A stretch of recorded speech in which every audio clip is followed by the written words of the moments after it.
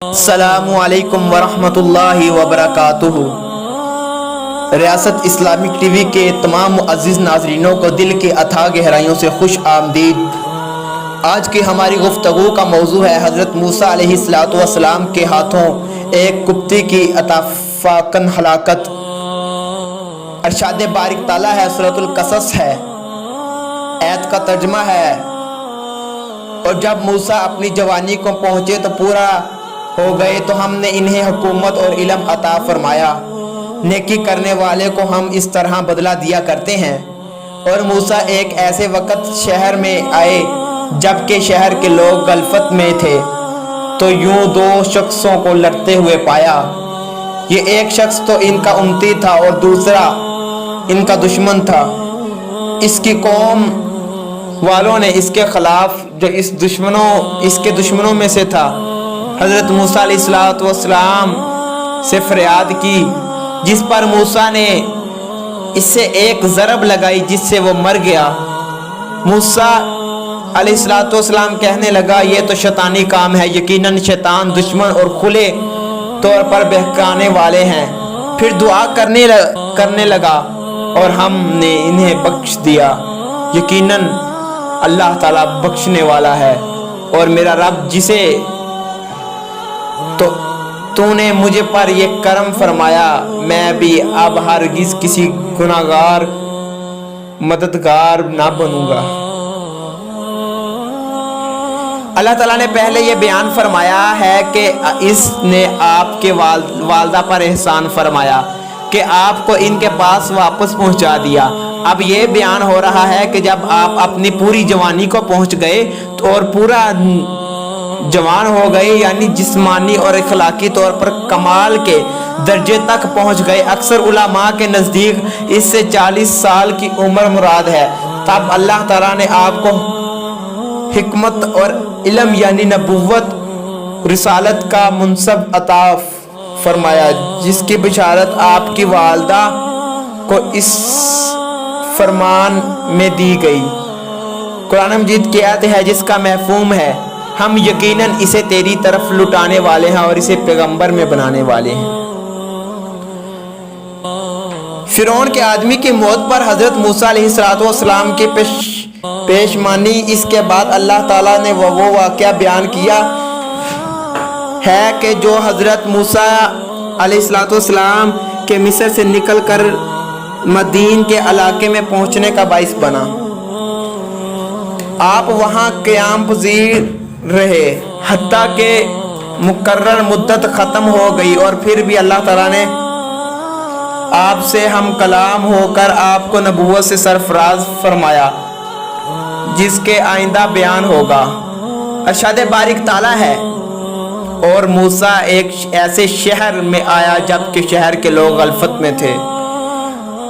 اس میں وقت کی بابت حضرت ابن عباس سید رضی اللہ سعد بن جیر اکرم رضی اللہ تعالی عنہ فرماتے ہیں، یہ دوپہر کا وقت تھا۔ حضرت ابن عباس سے ایک قول یہ بھی مروی ہے کہ اس سے مراد مغرب یا عشاء کے درمیان، واللہ عالم۔ اس کی وجہ سے موسیٰ اس کی قوم والے نے اس کے خلاف جو اس کے دشمن میں سے تھا حضرت موسیٰ علیہ السلام سے فریاد کی۔ اس کی وجہ سے حضرت موسیٰ علیہ السلام کو مصر کے ملک میں سے ایک باوقار مقام حاصل تھا، کیونکہ آپ کا فرعون سے ایک اہم تعلق قائم ہو چکا تھا، جس نے آپ کو بیٹا بنایا تھا اور آپ نے اس کے گھر میں پرورش پائی تھی۔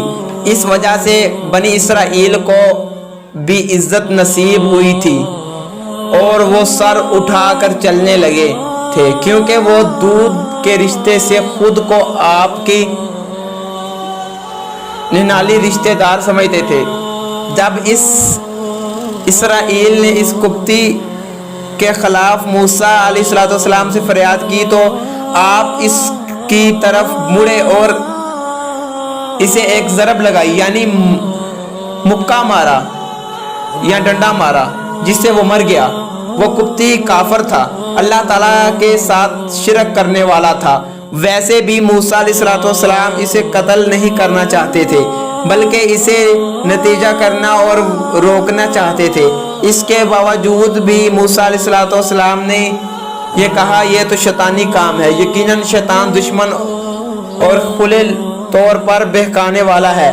फिर कहने लगे, ऐ मेरे रब, मैंने आप पर जुल्म किया है, तू मुझे माफ़ फरमा।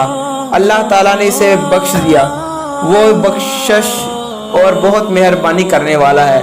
मूसा कहने लगा, काल रब्बी बिमान अनअमता अला, ऐ मेरे रब जिसे तूने मुझ पर करम फरमाया यानी कुव्वत और शान अता फरमाई, मैं भी अब हरगिज़ किसी गुनाहगार का मददगार ना बनूंगा।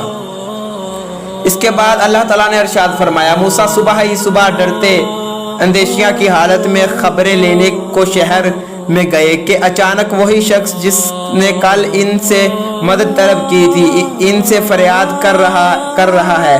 मूसा ने इससे कहा, इसमें शक नहीं, तू तो फिर जब अपने और इसके दुश्मन को पकड़ना चाहा तो वो फरियादी कहने लगा, मूसा क्या जिस तरह तूने कल एक शख्स को कत्ल किया मुझे भी मार डालना चाहता है? तू तो मुल्क और जालिम सरकश होना चाहता है और तेरा ये इरादा ही नहीं कि तू सुलह करने वालों में से है। और शहर के परले किनारे से एक शख्स दौड़ता हुआ आया और कहने लगा, मूसा यहाँ है, सरदार तेरे कत्ल का मशहूर कर रहे हैं, बस तू फौरन चला जा, वो यकीनन तेरे खैर ख्वाह नहीं है। इस दिन जब सुबह के वक़्त आप शहर में चल रहे थे तो कैफियत ये थी कि आप खौफ महसूस कर रहे थे और इधर उधर देख रहे थे। अचानक वहीं इसराइल मिल गया जिसने कल आपसे मदद चाही थी और आपसे फरियाद करने लगा और एक आदमी के खिलाफ आपसे मदद मांगने लगा जिससे इसे झगड़ा हो गया।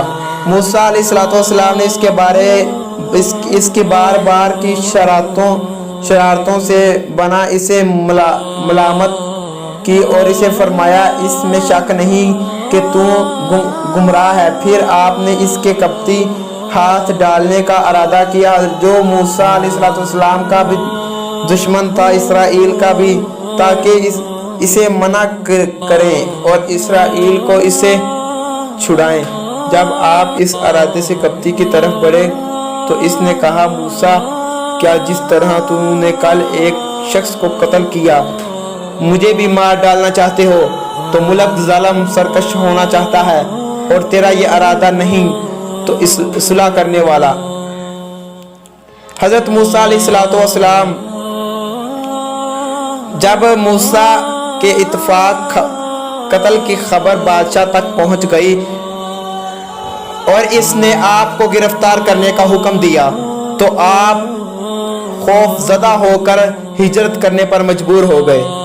बस मूसा वहां से खौफजदा होकर देखते बालते निकल खड़े हुए, कहने लगे, ऐ परवरदिगार मुझे जालिमों के गिरोह से बचा ले।